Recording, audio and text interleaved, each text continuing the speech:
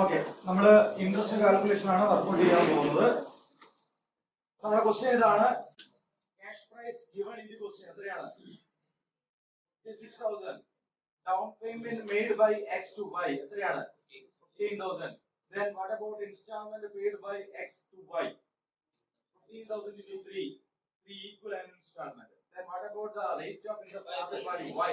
That is 5%. So we are going to find out the interest due in each and every installment. ഓരോ ഇയർലെയും ഇൻസ്റ്റാൾമെന്റിലെ interest ആണ് നമ്മൾ calculate ചെയ്യാൻ വേണ്ടി പോകുന്നത്. So four column provide ചെയ്തു. ഒന്ന് for particulars, total, interest and cash price. So then find out the cash price. Cash price direct ആയിട്ട് നമുക്ക് ക്വസ്റ്റ്യൻ തന്നിട്ട് എത്ര മക്കളെ തന്നത്? 56,000. So ഞാൻ അത് എഴുതി. Then ചെയ്യാൻ പോകുന്നത് less എന്താ down payment. Plus down payment. How much? 15,000. Deduct ചെയ്ത് എത്ര കിട്ടും? 41,000.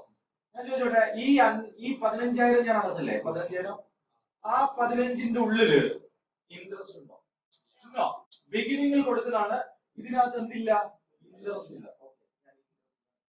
അടച്ചത് മുഴുവനും എന്തിലേക്കാണ്? ക്യാഷ് പ്രൈസിലേക്കാണ് അടച്ചത്. അപ്പൊ ഞാൻ ഇവിടെ ക്യാഷ് പ്രൈസ് കൊടുത്തത് എത്ര?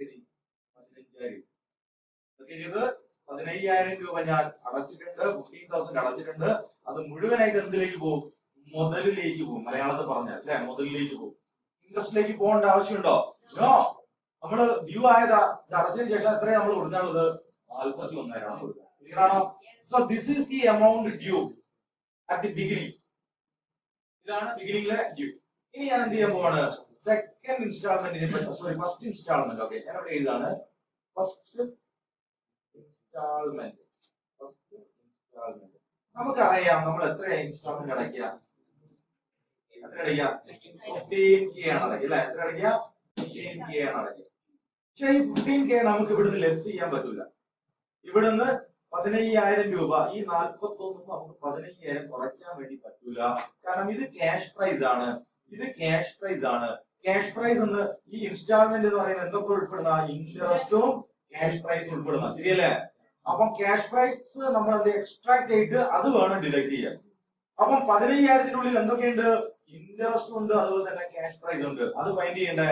അത് ഫൈൻഡ് ചെയ്യണം. അപ്പൊ നമ്മൾ എന്ത് മനസ്സിലാക്കി? ഇൻട്രസ്റ്റ് ആദ്യം കാൽക്കുലേറ്റ് ചെയ്യാം. അപ്പൊ ഇൻട്രസ്റ്റ് കോളത്തില് ഞാൻ പോയി ഞാനിവിടെ ഒരു ഗ്യാപ്പ് ഇട്ടിട്ട് ഇതിന് നേരെയാണ് ഞാൻ എഴുതി പോവാ. ഇങ്ങനെയാണ് എഴുതുക. അതുകൊണ്ട് ഞാൻ ഇവിടെ ഒന്നും എഴുതാതെ നേരെ എന്ത് ചെയ്തു?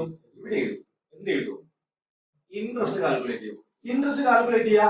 ഔട്ട്സ്റ്റാൻഡിങ് എമൗണ്ടിന്റെ മുകളിൽ നമ്മൾ ഇൻട്രസ്റ്റ് കാൽക്കുലേറ്റ് ചെയ്യുക. ഈ ഒരു ഔട്ട്സ്റ്റാൻഡിങ് എമൗണ്ട് എന്ന് പറഞ്ഞാൽ 56,000 ആണോ 41,000? 41,000. Very good. 41,000 ഇൻറ്റു എത്ര ശതമാനം? 5%. So 41,000 into 5%. വർക്ക്ഔട്ട് ചെയ്ത് കഴിഞ്ഞാൽ 4,100 പകുതി വന്നാൽ 2,050 ഒരു 2,050 രൂപ ഇൻട്രസ്റ്റ് വരും. ഏതിനകത്ത്? നിങ്ങൾ അടയ്ക്കാൻ പോകുന്ന 15,000-നകത്ത് 2,050 രൂപ ഇൻട്രസ്റ്റ് ആണെങ്കിൽ 12,950 രൂപയിലേക്ക് എങ്ങോട്ടേക്ക് പോവാ? ക്യാഷ് പ്രൈസിലേക്ക്. ഇതെന്താണ്? ഇൻട്രസ്റ്റ് ആണ്. അതുകൊണ്ട് 2,050 നമ്മൾ ഇൻട്രസ്റ്റ് എഴുതി. ബാക്കി വരുന്ന 12,950 രൂപ എന്തിൽ വരും? ക്യാഷ് പ്രൈസിൽ വരും. അത് നിങ്ങൾക്ക് എന്ത് ചെയ്യാം? ഇതിൽ നിന്ന് ഡിഡക്ട് ചെയ്യാം. 12,950 നമ്മൾ ഡിഡക്ട് ചെയ്ത് കഴിഞ്ഞാൽ യു വിൽ ഗെറ്റ് 28,050 rupees. 28,050 രൂപ നമ്മൾ എന്ത് ചെയ്യേണ്ടത്? ഔട്ട്സ്റ്റാൻഡിംഗ് ആയിട്ട് നിൽക്കുക. അപ്പോൾ നമ്മൾ എന്തിനെ കുറിച്ച് ചെയ്തു? Second instalment. എത്ര അടയ്ക്കുക?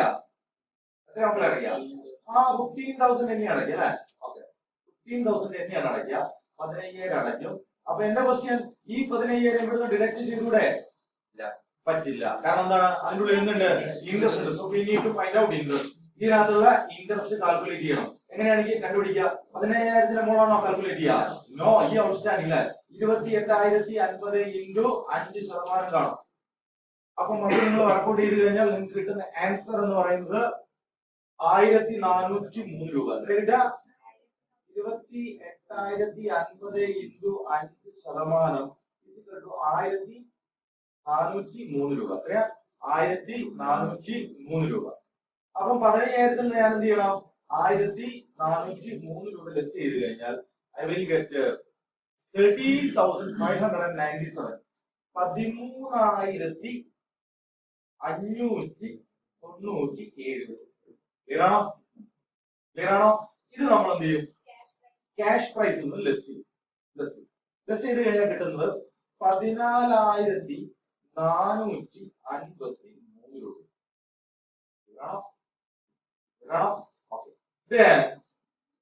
ഞാൻ എന്ത് ചെയ്യുന്നു? തേർഡ് ഇൻസ്റ്റാൾമെന്റ് അടയ്ക്കുന്നു. Third instalment or last instalment അടയ്ക്കുന്ന സമയത്ത് ചെറിയൊരു ട്വിസ്റ്റ് ഉണ്ട്. നിങ്ങൾ എന്ത് ചെയ്യാൻ പാടില്ല? ഇൻട്രസ്റ്റ് ഡയറക്റ്റ് ആയിട്ട് കാൽക്കുലേറ്റ് ചെയ്യാൻ പാടില്ല. നമ്മൾ മനസ്സിലാക്കേണ്ടത് തേർഡ് ഇൻസ്റ്റാൾമെന്റ് അടച്ചു കഴിഞ്ഞാൽ, ലാസ്റ്റ് ഇൻസ്റ്റാൾമെന്റ് അടച്ചു കഴിഞ്ഞാൽ ഇനി ഞാൻ എന്തെങ്കിലും കൊടുക്കാനുണ്ടാവാൻ പാടുണ്ടോ? എന്തെങ്കിലും ഡ്യൂ വരാൻ പാടുണ്ടോ? സീറോ ആവട്ടെ. അങ്ങനെയാണെങ്കിൽ ക്യാഷ് പ്രൈസിലേക്ക് എത്ര പോണോ? 14,453 രൂപ പോണം. അപ്പൊ നമ്മൾ ബ്ലൈൻഡ് ആയിട്ട് എടുക്കും. ഓക്കെ, മുതലേക്ക് എത്ര പോകും? 14,453 രൂപ. എത്രയില്? 15,000-ല് 14,453 രൂപ അങ്ങോട്ട് പോയിട്ടുണ്ടെങ്കിൽ ബാക്കിയുള്ള എമൗണ്ട് 7,67, 567, 547 അല്ലെ? 547 രൂപ. ഓക്കെ, 547 രൂപ എങ്ങോട്ടേക്ക് പോകും? ഇൻട്രസ്റ്റിലേക്ക് പോകും അല്ലെ? ഇതിന് വേണമെങ്കിൽ ഒന്നുകൂടെ ഇവിടെ എഴുതിയിരിക്കാം, 14,453 രൂപ. ഓക്കെ, അപ്പോൾ നമ്മൾ കൊടുക്കാനുള്ള 14,453ലേക്ക് 14,453 തന്നെ പോയിട്ടുണ്ടെങ്കിൽ ബാലൻസ് എത്ര ഉണ്ടാവുക? സീറോ ഉണ്ടാവുക. അപ്പം ഈ ഒരു ടേബിൾ വരയ്ക്കുന്നതിലൂടെ ഓരോ വർഷത്തെയും ഇൻട്രസ്റ്റ് നമ്മൾ കാൽക്കുലേറ്റ് ചെയ്ത് കഴിഞ്ഞു. ഇയർ 1-ൽ എത്രയാ? 2,050 രൂപ. ഇയർ 2-ൽ എത്രയാ? 1,403 രൂപ. ഇയർ 3-ൽ എത്രയാ? 547. ക്ലിയർ ആണോ? Any doubt? ഞാൻ പ്രസന്റ് ചെയ്തതിൽ എന്തെങ്കിലും സംശയം ഉണ്ടെങ്കിൽ ചോദിച്ചോളൂ. എന്തെങ്കിലും സംശയം? Any doubt?